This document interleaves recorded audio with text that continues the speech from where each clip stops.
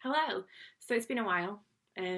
Yeah, a lot of things going on and not a lot of theatre to talk about, which, let's face it, is kind of my favourite thing in the world to ramble on about for a long time.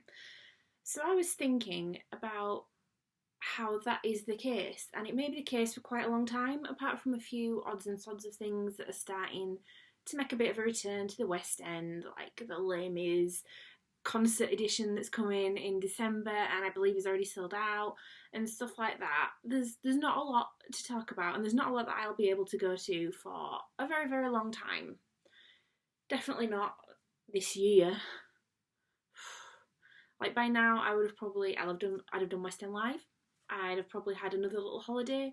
I'd have probably seen a couple of touring things at Hull that had done the rounds. There was a few bits that I was planning on, you know, yeah, I've missed out on a lot of shows. I'd have probably have gone to the theatre maybe 7 or 8 times, maybe 10 by now this year, and I've only been like twice before COVID, pre-COVID world.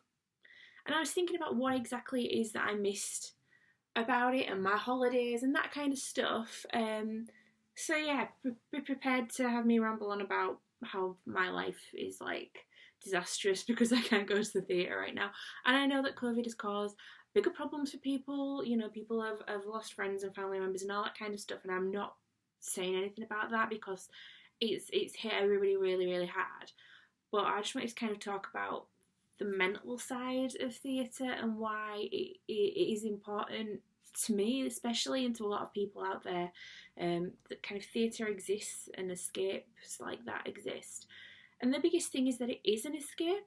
You know, it would be fair to say that the last few months have been like chaotic, been madness. They've kind of, in terms of like stuff going on around COVID and lockdown and not seeing people and not being allowed to interact with the human beings for such a long time, it's been hard. And add to that a whole other number of things going on kind of in my life right now.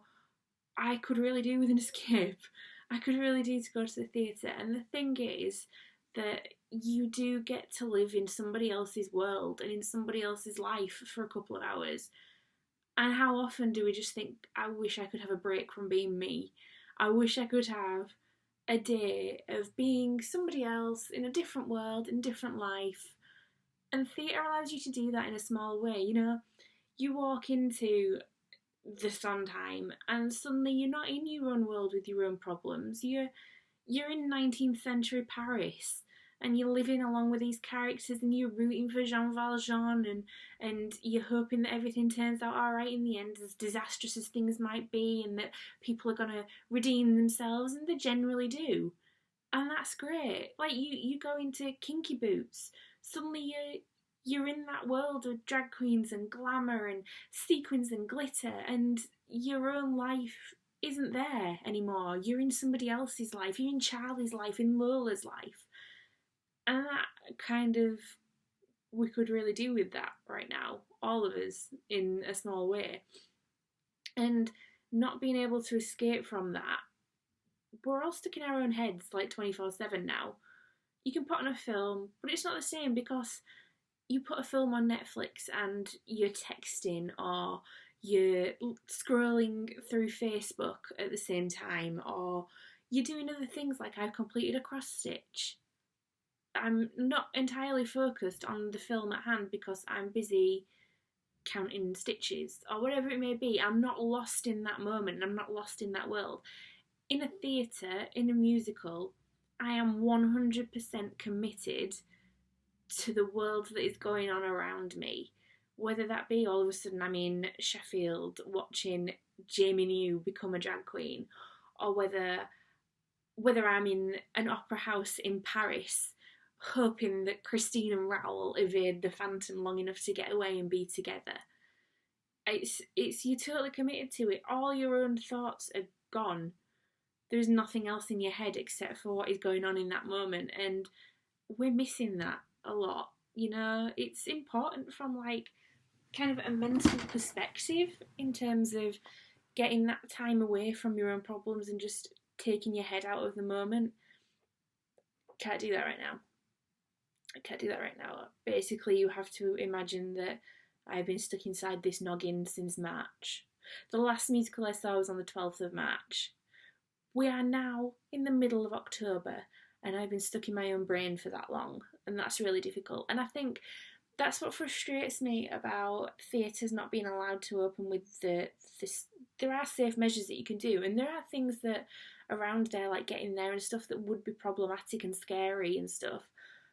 But I have no major issue with theatres themselves opening with controls, because from a mental perspective, we need the arts, and we need that kind of entertainment where we are solely focused on living in somebody else's world.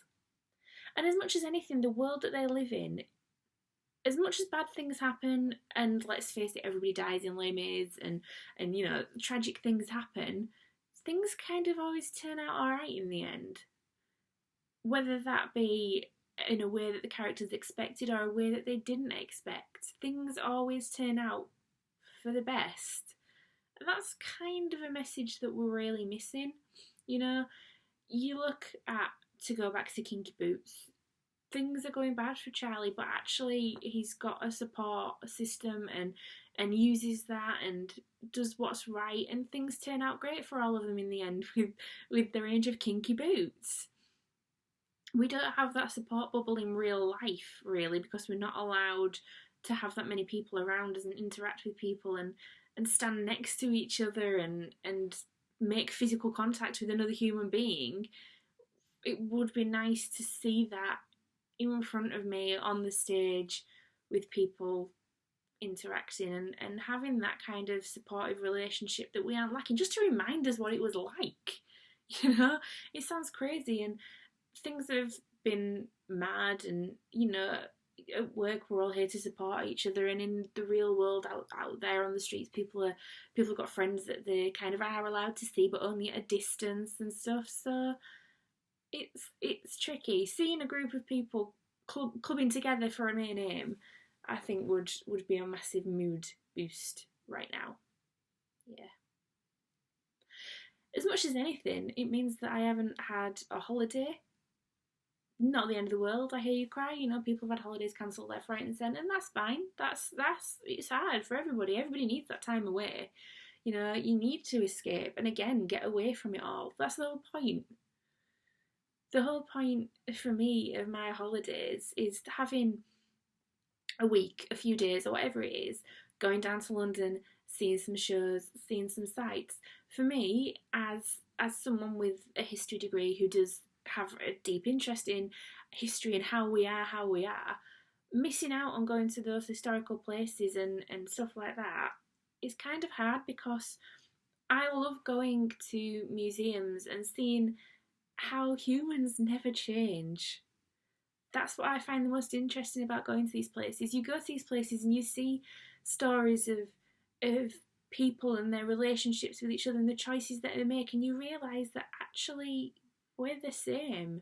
You look at the Great Fire of London and look at the fear and the panic of people and how things were dealt with and how the rebuilding happened, and it's the same patterns of human behaviour that we see after things that occur tragedy-wise today.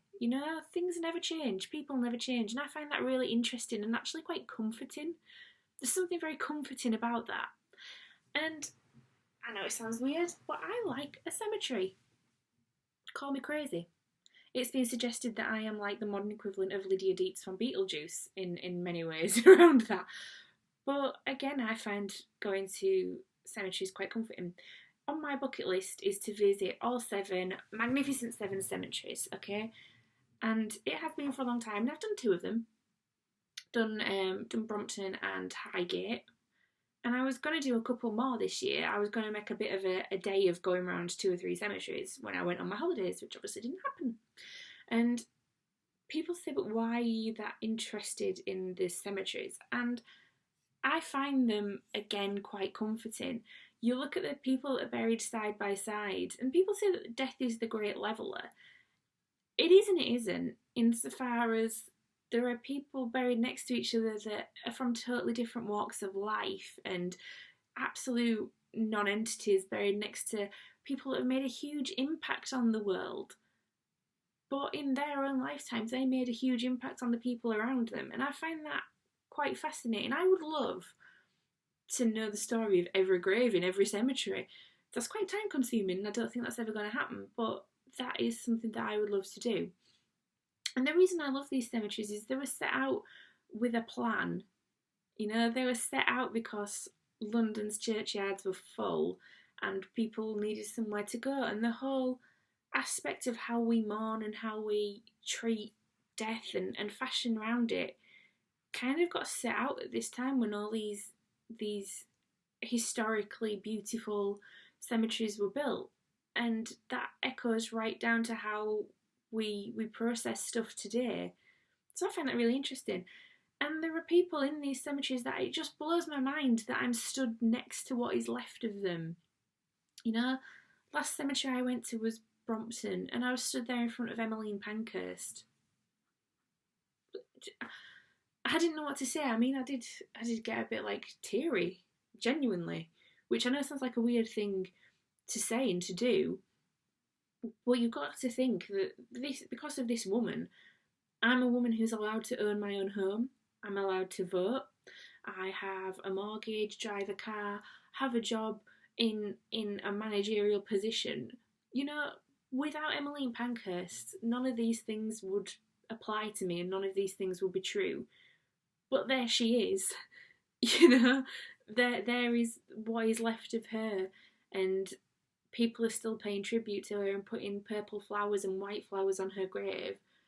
Which I find really very interesting that people do that and go and pay their respects.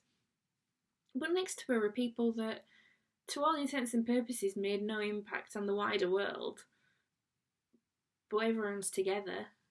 So that's why I really like them. And I've missed going to do that and seeing these historical sites and kind of pondering about people's lives and their impact. And I think in a worldwide pandemic like this, pondering your impact on the world and pondering how you're remembered is probably quite relevant and probably quite a natural thing to do. And I would have liked to have gone and done that in this kind of turbulent year, shall we say. But, you know, some things aren't meant to be, and that's how it is, really. So, yeah. You know, I would have gone to a few museums. I actually made a list of what I would do on my holidays this year. I made a bit of an itinerary before everything got cancelled because I was about to book my train tickets for West End Live. That went well. Yeah, there was so much I was going to do. You know, these cemeteries I was going to visit. I was going to go to I was going to do the Imperial War Museum again because I hadn't been for quite a few years, and there's certain things in there that I'd like to see again as an adult. I was going to do the Foundling Hospital, go do that. You know, there's a lot of things that I haven't done for a long, long time that I was going to think about doing. Yeah, but there we go. And that's kind of meant that we're all stuck in our own little world, which is hard and is difficult and tiring, you know. It's fair to say that I'm more tired this year than I think I've ever been before in the entirety of my life, and I'm ready for a holiday, and I can't have one. I mean, I can have one from work, but it's not the same. It's not the same, because what can you do? You're still trapped in your own little world with your own little thoughts. There's no going anywhere. There's so many other things I was going to do this year. I had it in my head that when I had a weekend off or a couple of days off or whatever, I was going to go to Cambridge and visit the grave of Sir Alec Guinness, which again, cemetery, don't know why, but you know, it was one of those things on my bucket list that I was going to do. I was going to do that. I was going to get away. I was going to go to some, I don't know, seaside place and just have a couple of days resting and chilling and not having the stress of cleaning up after myself and my house and thinking about that and doing something different. But again, that wasn't to be. But you know what? Next year, if we can, that is 100% going to happen. So this is my pledge. Next year, if we are allowed, if West End Live goes ahead, oh, you better believe I'll be there. You better believe I'll be there at 7 in the morning, queued up with my glittery makeup on, my hat and my sun cream, that's important, and like just a whole musical theatre wardrobe, you better believe that's occurring. That's one for the list. You better believe I'm going to go do the cemeteries. You know, you better believe I'm going to go Kensal Green and Golders Grey Cemetery and the crematorium rather, and see the memorials to like Joyce Grenfell and Matt Bolan and these people that have really impacted on me and my life and my tastes and the things that I enjoy. I'm gonna go there. You know? You better believe I have to go tip my hat to Alec Guinness. You better believe I'm gonna have, you know, a couple of days away somewhere, away from home. You better believe I'm gonna go plod the streets of London and randomly get asked for directions from people that I don't know because apparently I just look like I know what I'm doing. I don't know why that happens. I'm terrible at directions anywhere else. But by God, if you plant me in the middle of central London, I can direct you anywhere you want within about a 3-mile radius. We don't know why. It happens every time. I have been asked varyingly for the tube station near the tower. I have been asked for Great Ormond Street Hospital. And my favourite one was where someone said, "Sorry, is there a big Sainsbury's around here?" And I knew the goddamn answer. It's not like I'm doing a weekly shop down there, is it? But I knew. I was going to go to the Charles Dickens Museum. I was going to collect more baubles. My tree, next Christmas, this is my commitment, will have so many more historical baubles on it. I was going to get a little Charles Dickens. I was going to go back to, like, maybe St Paul's and get Wellington and Christopher Wren as well as Nelson. I was going to do so much historical shopping, it would be untrue. And also, one thing that I mentioned in passing yesterday at work, because it had been in my head and I think I'm kind of planning how I'm going to do this, is I want to have a more sustainable year, because this year has made me realise how much tat I spend my money on. And I'm not including historical baubles in that. They're an essential purchase. Do not come for me, okay? They brighten my tree and brighten my day and make me happy, and they are so me. So they're essential. But it made me realise how often on my days off, or when I've got a couple of days together and I've done one day of housework and then the next day I'm bored, do I just go potter and buy junk, you know? A lot of times I'll potter into town and go to the charity shops and buy some books and things. That's fine, I've no issue with that. But I was thinking how many times this year I've not just jumped in the car and gone to Meadowhall and gone around Primark and spent like £90 at a time on 300 t-shirts that some kid in a sweatshop probably made about fourpence on. You know? Did I really need those t-shirts? Have I actually really worn them enough to justify the carbon footprint of that and the kind of lack of sustainability? No. So, yeah, my pledge is next year I will trot around on my jollies in second-hand clothes from the charity shops, from eBay, and that is what I will do, and I will make a conscious effort to do that.